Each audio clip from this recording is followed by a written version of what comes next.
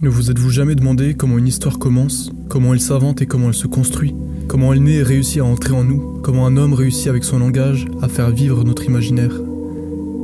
Spielberg se posait ces questions sans doute lors de son premier film Duel, quand il avait à peine 24 ans et 10 jours pour réaliser le film, quand face à ce projet, il devait soit fuir, soit réussir.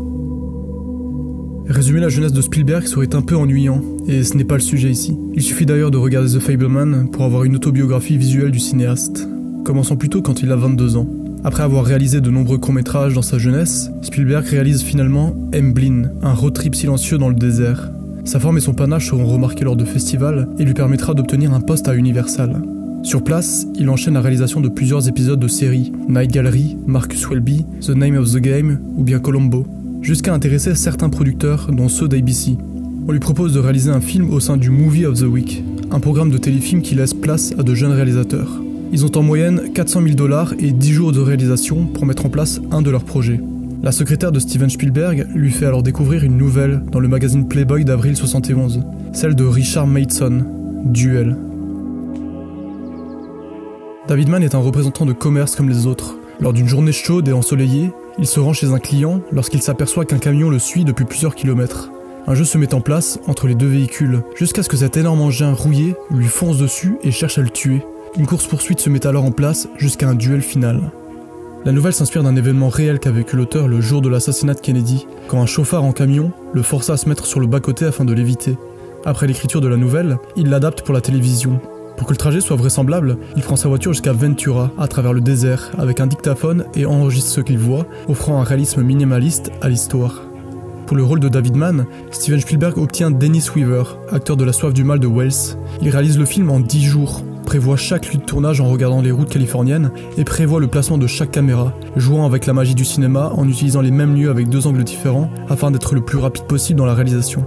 Une fois diffusé à la télévision, le film est remarqué au festival d'Avoriaz et a le droit à une sortie en salle sous condition de prolonger le métrage de 20 minutes afin de faire 90 minutes. Duel devient alors le premier film de Spielberg et pose dès lors son ingéniosité et sa technique au sein d'Hollywood. L'histoire se passe dans le désert, avec un titre qui n'est pas sans rappeler le genre du western, où 2 individus s'affrontent. Toutefois, ici, la confrontation se fait en voiture, respectant la règle du road movie, du film qui ne quitte pas la route, faisant parler les paysages et les moteurs avant les personnages. Mais ici, l'antagoniste est inconnu, et Spielberg joue avec cette figure énigmatique pour créer un suspense hitchcockien. En soi, le film réunit différents genres, différents éléments narratifs, pour donner vie à un thriller singulier de par cette tension, par cet ennemi invisible qui fonce sans raison sur David. L'absence d'identification du méchant et de raison à son acte donne une dimension métaphysique de la violence et crée un sentiment de malaise face à cette horreur. Tout ce qu'on sait de cet homme passe à travers le camion. Tout d'abord, il y a ces 17 plaques de différents états accrochées sur la carrosserie comme des trophées de ses meurtres. Puis, il y a l'apparition partielle du chauffeur, avec Santiago et son bras qui invite David à le doubler. Spielberg donne l'impression d'une parfaite symbiose entre l'homme et le véhicule, créant un monstre hybride. Alors qu'au début le camion ne faisait que de nous interroger sur ses intentions, son identité, il prend le visage de la terreur avec ses phares en guise d'yeux. Le seul instant où une part d'humanité apparaît dans ses actes, c'est dans le désir de freiner juste avant de basculer dans la falaise, preuve qu'il ne voulait pas mourir. La première rencontre avec le camion se fait avec un travelling. Les 2 véhicules sont dès lors liés entre eux avant même que David ne parle. David, lui, incarne tout sauf la figure du héros. Spielberg arrive à donner une ampleur à un personnage lambda de par la mise en scène. Il y a un double mouvement qui se construit entre le duel entre l'humain et la machine et la quête de David Mann, un homme qui recherche sa virilité, sa force, son indépendance. La radio au début révèle une journée banale, planifiée, alors qu'elle sera tout l'inverse. Elle diffuse des informations liées aux voitures, pubs de réparation, embouteillages, accidents, jusqu'à ce qu'il y ait l'histoire d'un homme au sujet de sa femme, qui avoue avoir des difficultés dans sa relation, étant écrasé, castré par elle. Spielberg filme la radio et le regard de David dans le rétroviseur, mêlant ainsi une histoire à la sienne, lui dont une photo de famille est accrochée sur le pare-soleil. David s'arrête alors pour téléphoner à sa femme. Lors de leur échange, David se révèle faible, enfermé dans cette relation comme dans le cadre, avec la porte vitrée d'une machine à laver circulaire, prouvant son impuissance. Tout au long du film, il est victime de sa faiblesse, un homme le frappe, la serveuse ne l'écoute pas, les enfants se moquent de lui, un vieux couple a peur de lui, et un passage à niveau l'oblige à s'arrêter pour laisser passer un train. Au milieu du film, Spielberg filme un plan séquence dans le café qui permet d'être rapide d'un point de vue logistique lors du tournage, mais permet aussi de faire ressentir la solitude de Mann, n'ayant pas le temps de respirer même au sein du montage. Finalement, il n'affronte pas le camion et le fuit, comme il fuit ses devoirs de mari et de père. Mais soudain, à la fin, il prend conscience du besoin d'affronter le camion dans un mécanisme de survie. Spielberg filme par un gros plan sur son visage le regard qui se dirige vers leur champ où se trouve l'adversaire. 3 plans sur son visage successifs et dans le même axe appuient la volonté de David qui décide de se révolter jusqu'à la destruction du camion.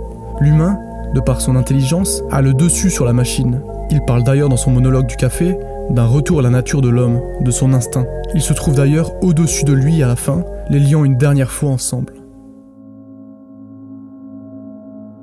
Quand le film se termine, David ne fait que de jeter des cailloux sur le camion, perplexe, apaisé. Le soleil se couche derrière lui, il n'est plus enfermé, mais libéré du cercle métaphorique de sa castration. Le camion était finalement le reflet de son incapacité à gérer les problèmes de sa vie.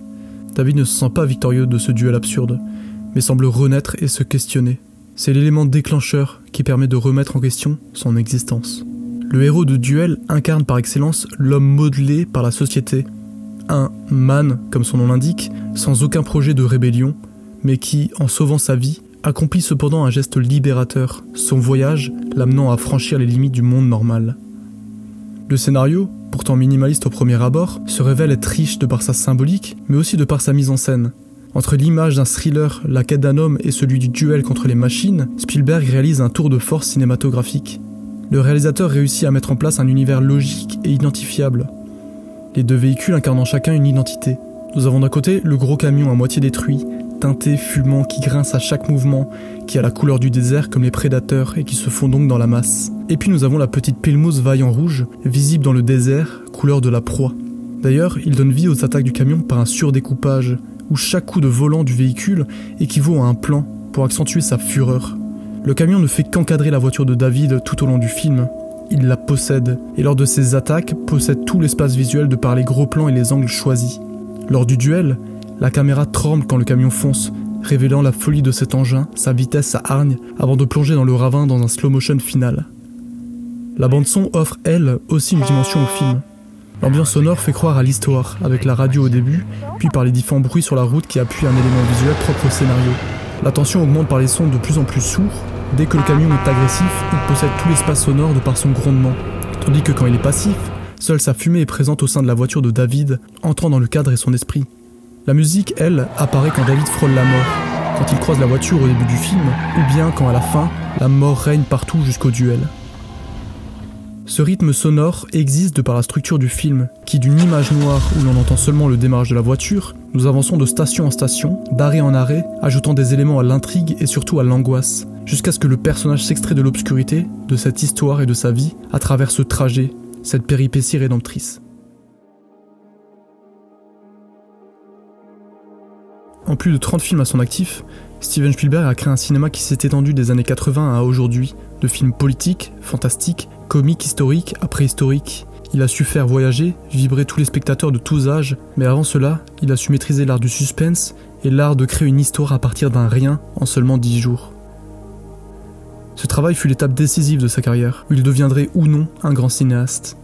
En reprenant différents thèmes, Spielberg a filmé en assemblant ses connaissances cinématographiques, questionnant l'homme et la société et réfléchissant aux moyens de son médium pour raconter une histoire. Duel est devenu un film d'école sur comment raconter une histoire à partir de rien.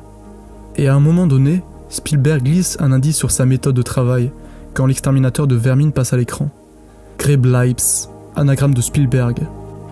Il nous montre ainsi qu'il suffit de mettre de soi dans ce qu'on fait pour que tout prenne sens.